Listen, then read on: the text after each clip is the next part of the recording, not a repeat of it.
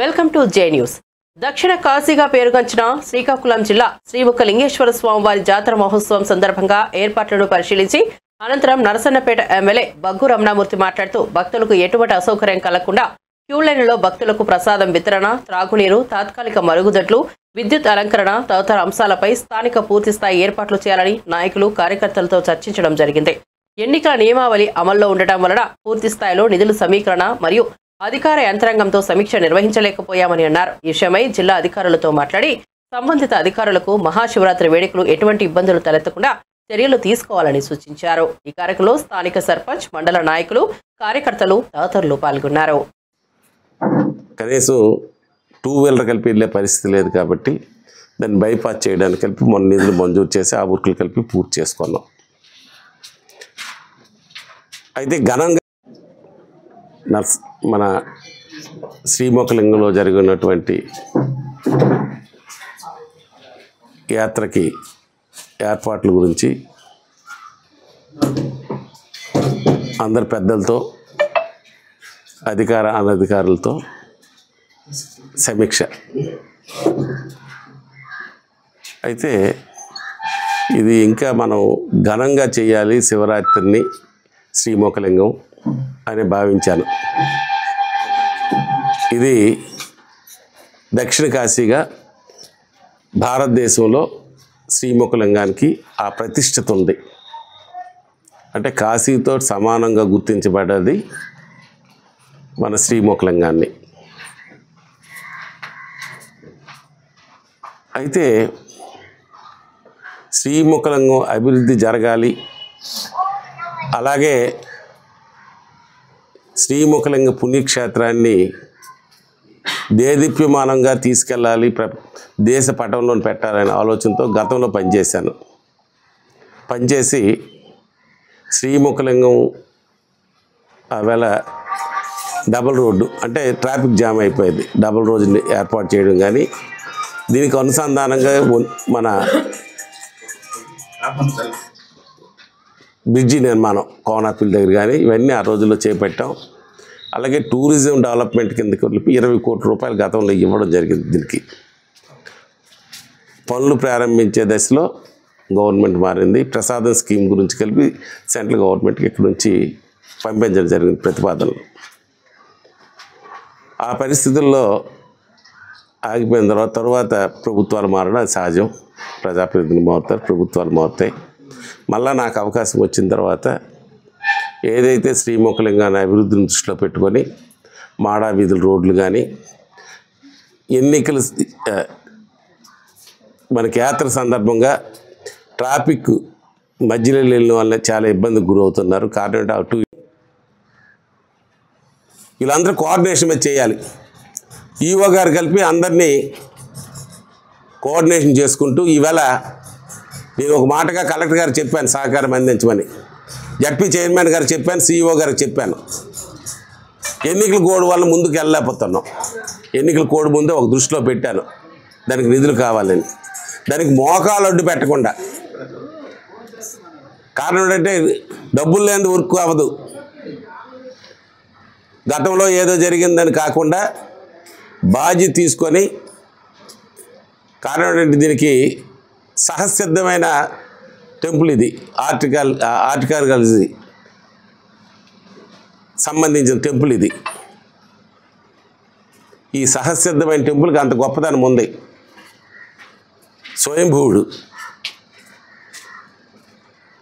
మరి దీని గొప్పతనాన్ని చాటే విధంగా అందరం కలిపి కష్టపడాలి. ఎలక్షన్ కోడ్ ఉంది కాబట్టి ఎక్కడ ఎవరి తల ఫిక్సీలు వద్దు. ఓన్లీ ముఖలింగేశ్వరుడు తాలుగా ప్రాముఖ్యత సంబంధించింది రూట్ మ్యాప్లు కానీ ఇటువంటి ఫిక్సీలే పెట్టండి. అందరం కోఆర్డినేషన్ మీద సక్సెస్ చేయాలి. కలెక్టర్ గారి దృష్టిలో కలిపి దీనికి వీలున్నంత వరకు ప్రభుత్వం తరపున ఇస్తారా, లేకపోతే ఫాన్సెస్ దగ్గర నుంచి ఇస్తారని వాళ్ళకి కలెక్టర్ గారి దృష్టిలో కలిపి పెట్టాను. ఎన్నికల కోడ్ వల్ల మేము డైరెక్ట్ అవ్వడానికి కలిపి ఇవాళ పోలీస్ డిపార్ట్మెంట్ తోటి కానీ, రెవెన్యూ తోటి కానీ డైరెక్ట్గా, అంటే ఇది ప్రిలిమినరీగా ఇక్కడ పెట్టుకోకపోతే ఎన్నికల కోడ్ ఉందని మరి సక్సెస్ కాదు కాబట్టి ఇది పెట్టాను నేను. కనీసం ఇది యాత్ర జరగాలి కాబట్టి అందువల్ల మీ అధికారులే మాట్లాడినప్పుడు CEO తోటి వాళ్ళతో మాట్లాడినప్పుడు ఒక ఎస్టిమేట్ చేసుకోండి. విద్యుత్కి ఎంత అవుతుంది, శానిటేషన్కి ఎంత అవుతుంది. కారణం ఏంటంటే తాగిన కొబ్బరి బొండాలు తీసుకెళ్ళకపోతే డెంగీ వ్యాధి అందులో ఉంటుంది. కాలువలు క్లీన్ చేయకపోతే మురికి మీదకి వెళ్ళిపోతుంది. ఎప్పటికప్పుడు వాటర్ ప్యాకెట్లు క్లీనింగ్ జరగకపోతే, అలాగే భక్తులకు వచ్చిన వాళ్ళకి వసతులు కల్పించకపోతే చేయాలని అనుకున్నప్పటికీ ఎన్నికల కోడ్ అడ్డొచ్చింది. ఈ యాత్రని ఘనంగా చేయాలి అనే ఆలోచనతో నేను విజయవాడ కలిపి అమరావతి వెళ్ళి గౌరవ ముఖ్యమంత్రి గారికి కలిపి ఇది రాష్ట్ర పండుగ కింద గుర్తించమని ఒక రిప్రజెంటేషన్ కల్పించాను. అయితే ఎన్నికల కోడ్ ఆటంకం వచ్చింది. మళ్ళీ వచ్చే సంవత్సరంకి మన ప్రయత్నం మనం చేయాలి. అయితే ఇప్పుడు ఉన్న దాంట్లో ఘనంగా చేయాలంటే కొంతమంది స్పాన్సర్స్ రావాలి, ప్రభుత్వం సహకారం రావాలి. గతంలో చూశాను, ప్రభుత్వం ఒకటి, ఇక్కడ ఉండే లోకల్ సర్పంచ్ ఒకటి అయిన వలన ప్రభుత్వ అధికారులు సహాయ నిరాకరణ చేసినారు.